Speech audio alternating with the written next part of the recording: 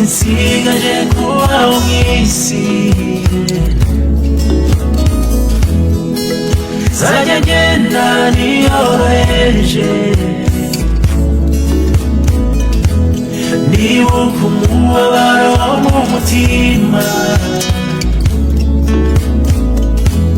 mpamye mu bantu y'ukugira neza mbwira abatindi gukura ku cyavu ukicaranya n'abakomeye nkundira nanjye njye nkuririmba uragahora ku ngoma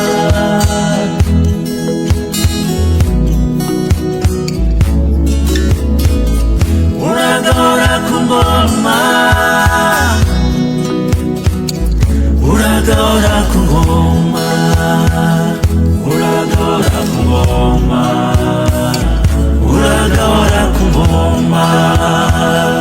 uragahora ku ngoma uragahora ku ngoma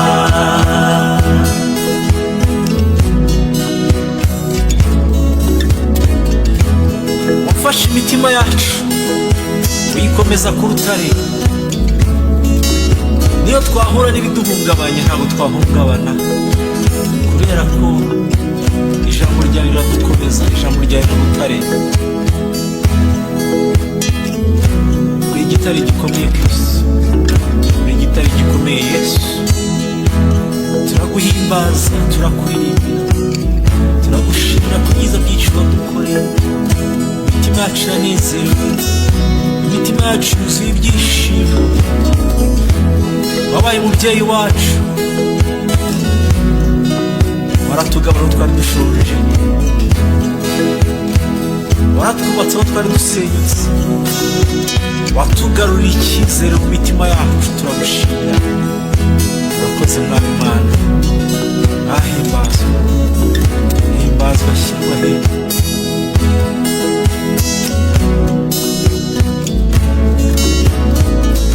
mwami ni igitare gikomeye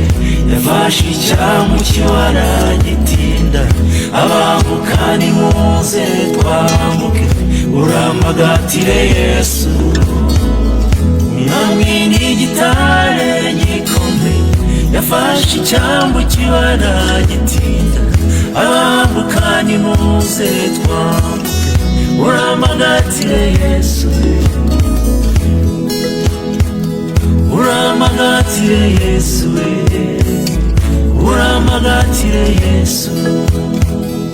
mwami ni igitare gikomeye yafashe icyamu kibara gitinda abambuka nimuze twambuke uramagatire Yesu uramagatire Yesu uramagatire Yesu uramagatire Yesu uramagatire Yesu